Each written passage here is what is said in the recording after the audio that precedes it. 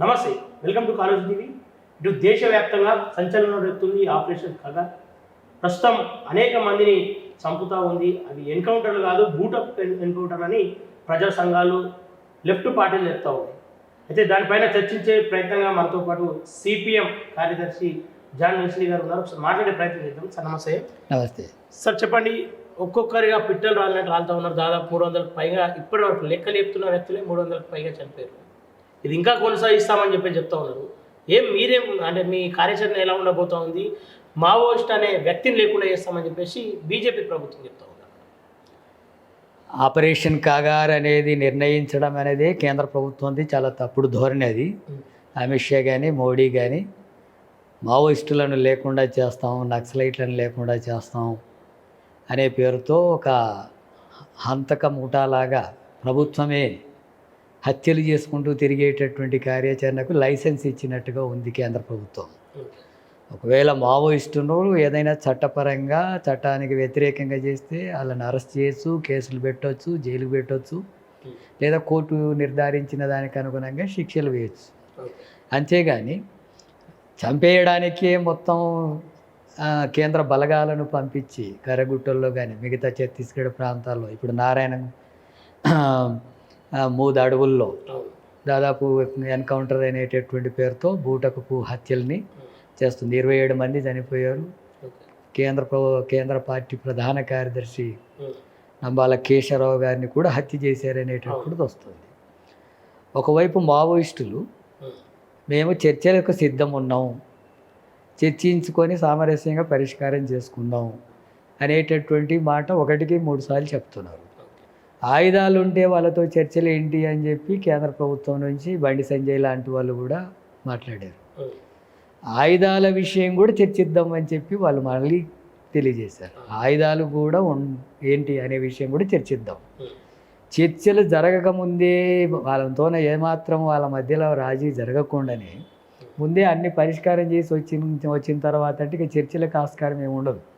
వాళ్ళు ఒక సాయుధ పోరాటాన్ని చేస్తున్నారు. అంటే లొంగిపోతే మేము ఆహ్వానిస్తున్నాం, వాళ్ళను ప్రజల్లోకి రమ్మానండి అని చెప్తా ఉన్నారు బీజేపీ ప్రభుత్వం. లొంగిపోండి లేకపోతే ప్రజలకు రండి అనేటటువంటిది పరిష్కారం కాదు. ఎందుకంటే సమాజంలో జరుగుతున్నటువంటి దోపిడీ వ్యవస్థను నిర్మూలించాలనేటటువంటి ఒక లక్ష్యంతోన వాళ్ళు పనిచేస్తున్నారు. దాంట్లో మిగతా కమ్యూనిస్ట్ పార్టీలంతా కూడా పనిచేస్తున్న దానికి భిన్నంగా వాళ్ళు సాయుధ పోరాటాన్ని మార్గాన్ని అనుకొని పనిచేస్తున్నారు. అది రైటు రాంగ్ అనే విషయాలు ఆ పార్టీ ఆలోచించుకోవాలి. ఇప్పుడున్న పరిస్థితుల్లో అది కరెక్టా కాదనేది. సాయుధ పోరాటాన్ని కొనసాగిస్తున్నారు కాబట్టే కదా వాళ్ళతోన వాళ్ళ దగ్గర చర్చలు జరపాల్సిన అవసరం ఉందని. వాళ్ళు ప్రజాస్వామికబద్ధంగా పనిచేస్తూ ఏ అంటే ప్రత్యేకంగా చర్చలు ఏముంది. వాళ్ళు సాయుధ పోరాటాన్ని కొనసాగిస్తున్నారు కాబట్టి వాళ్ళని మీరు హత్యలు చేస్తున్నారు. ఈ రకమైనటువంటి హత్యలు జరుగుతున్నటువంటి నేపథ్యంలో దాదాపు 500 మందికి పైగా ఈ మధ్య కాలంలోనే చంపేశారు 5-6 నెలల్లో. ఈ ఆపరేషన్ కగారు ప్రకటించిన తర్వాత దీంట్లో అత్యధికులు ఆదివాసీలు, గిరిజనులు, అందులో మహిళలు. అత్యధికులు గిరిజనులు, ఆదివాసీలు, మహిళలు చనిపోతున్నారు. నక్సలైట్ల పేరుతో వాళ్ళను చంపేస్తున్నారు. అట్లాగే గిరిజనుల, ఆదివాసీలను అంతా కూడా చిత్రహింసలకు గురి చేస్తున్నారు. మహిళల మీద దారుణమైనటువంటి ఘటనలకు పాల్పడుతున్నారు అనేటటువంటి విషయాలు ఒకవైపు కొనసాగుతున్నాయి. వాళ్ళు కూడా అనేది మా ప్రాణాలు పోయేవి పోతాయి అనే దానికంటే కూడా ఈ గిరిజనుల యొక్క మీద జరుగుతున్న అణిచివేత, వాళ్ళ మీద జరుగుతున్నటువంటి దారుణాల కోసమైనా సరే చర్చలు జరపాలనేటటువంటిది మేము ప్రయత్నం చేస్తున్నామని చెప్పారు వాళ్ళు. అందుకోసమైనా వాళ్ళు చర్చలకి ఏ రూపంలో చర్చలకు సిద్ధం వచ్చినా ముందు చర్చలు జరపాలి కదా కేంద్ర ప్రభుత్వం.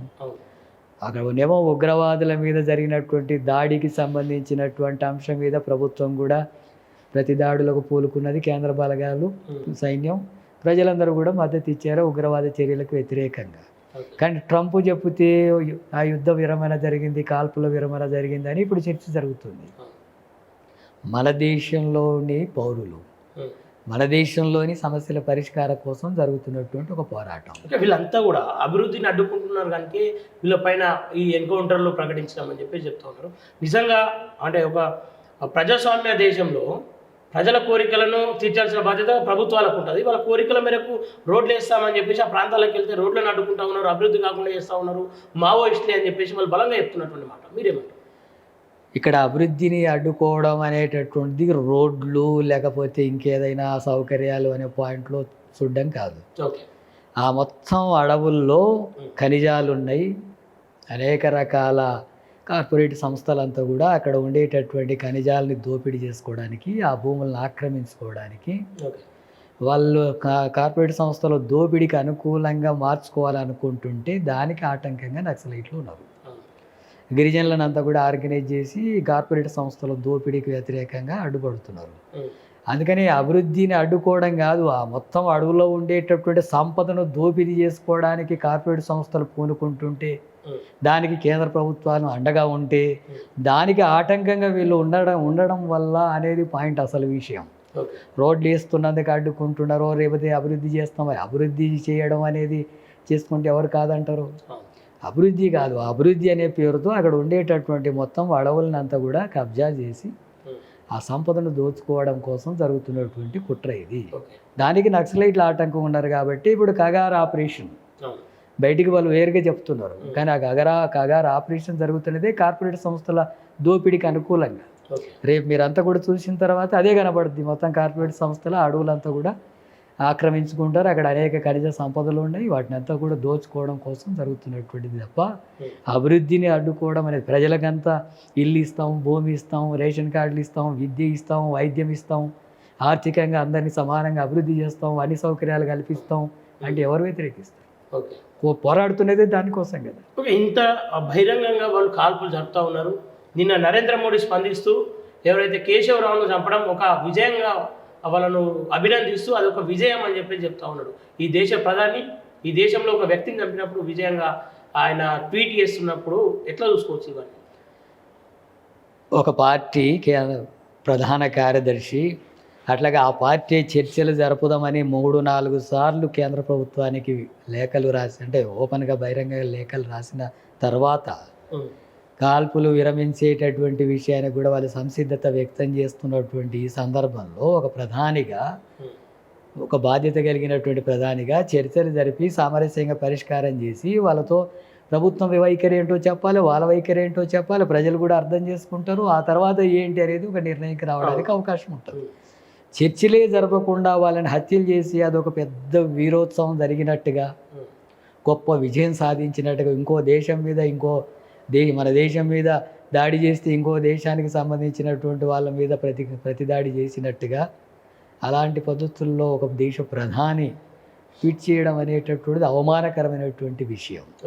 అట్లాగే అమిత్ షా కూడా ఆ రూపంలోనే మాట్లాడుతున్నాడు. రేపు 2026 మార్చి నాటికి మొత్తం లేకుండా చేస్తామని చెప్పి అంటున్నాడు. కొంతమంది నక్సలైట్లను చంపొచ్చు, లేదా నాయకుల్ని చంపొచ్చు, ఆ పేరుతో ఆదివాసీలని, పేద ప్రజలను చంపొచ్చు. చంపి ఈ సమస్య పరిష్కారం అయ్యింది అని వాళ్ళు అనుకుంటే అది భ్రమ తప్ప ఇంకోటి కాదు. సామాజికంగా, ఆర్థికంగా, రాజకీయంగా అణచివేత, దోపిడీలను నిర్మూలించకుండా ఈ పోరాటం అనేటటువంటిది ప్రజలు చేసేటటువంటి పోరాటం ఆగదు.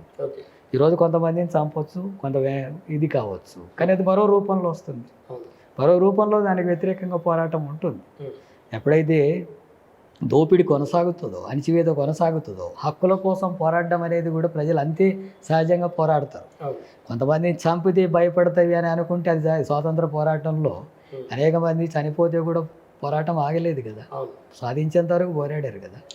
ఇది అంతకండి ఇక్కడ ఈ దేశంలోనే పాలకులే మనల్ని దోపిడీ చేస్తుంటే ఈ ప్రభుత్వాలు దాన్ని పరిష్కరించకుండా కొంతమందిని చంపేసి దీన్ని అరికట్టుతాం అనుకుంటే అది సాధ్యం కాదు. ఈ దేశంలో ఈ అసమానతలకు, దోపిడీకి వ్యతిరేకంగా పేద ప్రజలు, దోపిడీ గురవుతున్నటువంటి ప్రజలు పోరాడతారు, ప్రతిఘటిస్తారు. అనివార్యమైనటువంటి ఘటన అవుతుంది. ఓకే. కొన్ని రోజులైతే పూర్తి స్థాయిలో హిడ్మా వెనుక జరిగింది ఆపరేషన్ కగార్ అంతా కూడా.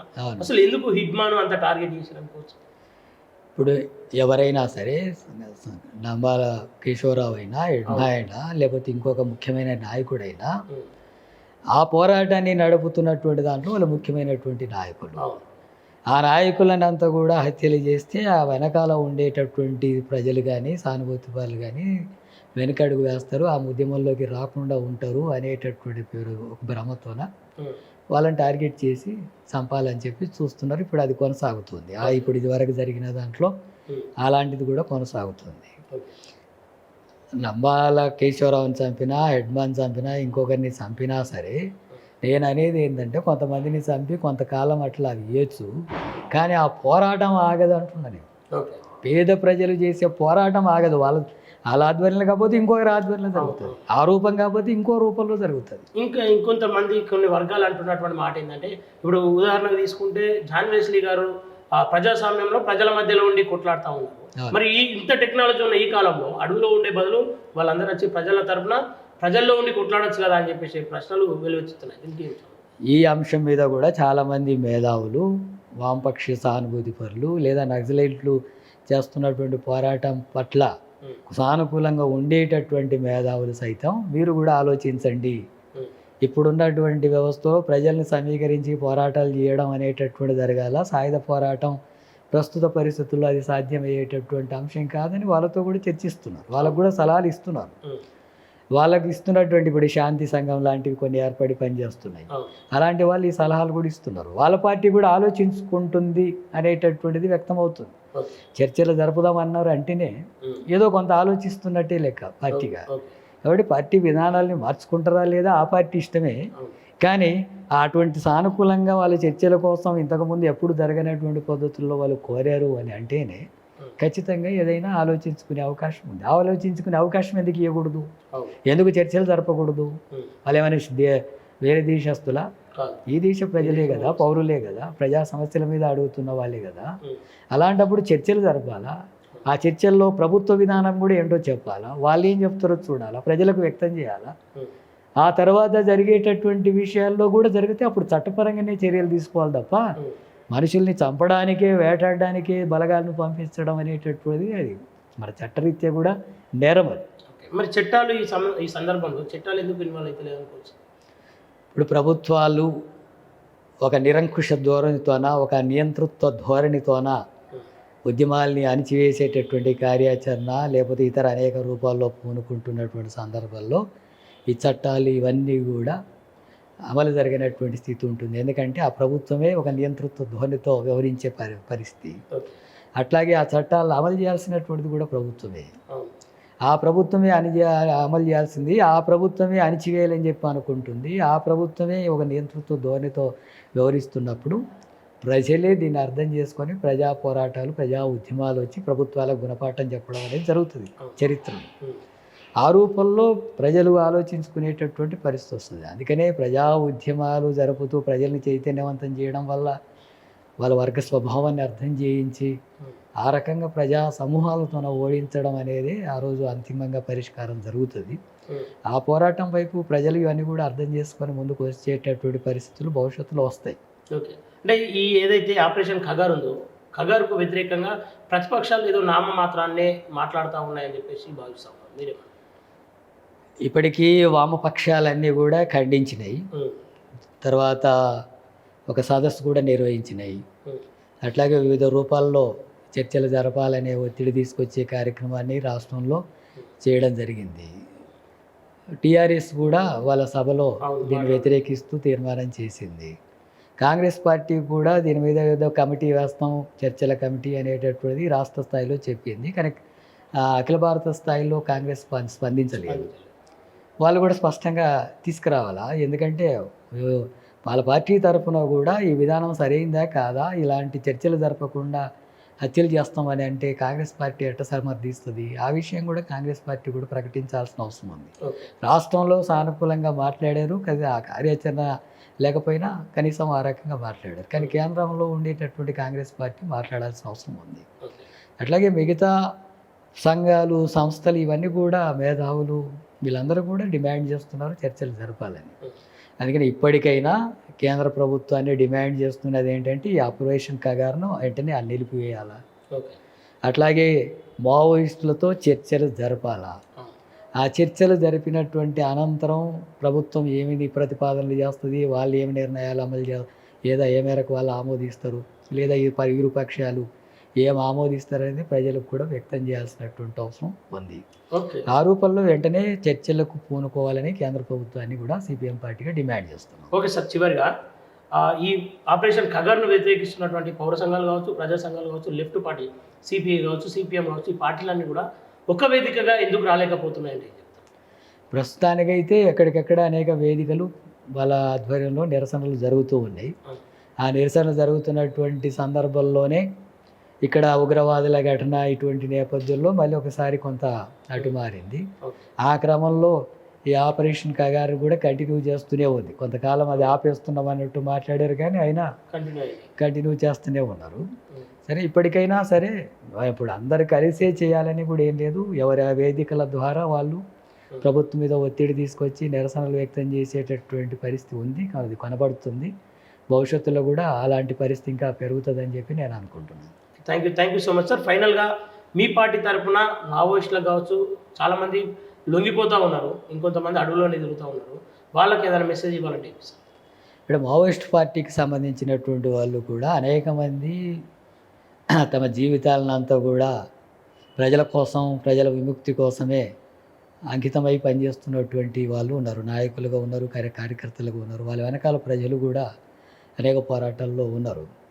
అయితే ప్రస్తుత పరిస్థితుల్లో వాళ్ళు అనుసరిస్తున్నటువంటి ఎత్తుగడలు సరైనవే కాదా, అది ప్రజా ఉద్యమాల్ని ముందుకు తీసుకెళ్ళడానికి అనుకూల పరిస్థితులు ఉన్నాయా లేదా ఆలోచించుకోవాల్సినటువంటి అవసరం ఉంది అని చెప్పి మావోయిస్టులకు కూడా ఆలోచించాల్సిన అవసరం ఉందని మేము భావిస్తాం. Thank you so much sir. Okay, చూస్తున్నారు ఏదైతే ఆపరేషన్ ఖగర్ పేరిట మావోయిస్టుల అంతం అనేది ఈ ప్రభుత్వానికి కాదు, మరే ప్రభుత్వానికి కూడా సాధ్యం కాదని చెప్తా ఉన్నారు. మనుషులను చంపొద్దని మనసులో ఉన్న ఆలోచనలు, ఆ ఆవేదనను చంపడం ఎవరి వల్ల సాధ్యం కాదనే మాట అయితే క్లియర్గా చెప్తున్నటువంటి సందర్భాలు. నిజంగా ఒకవేళ ఈ దేశం పట్ల, ఈ దేశ ప్రజల పట్ల ప్రేమ ఉంటే ఖచ్చితంగా కేంద్రం కూడా చర్చలకు దిగాలని చెప్పేసి సిపిఎం తరఫున అయితే వాళ్ళు కోరుకుంటా ఉన్నారు. చూద్దాం మరి రాష్ట్ర ప్రభుత్వం దిగస్తుందా, శాంతి చర్చలు జరపదా అనేది చూడాల్సిన అవసరం ఎంతైనా ఉంది. Thank you.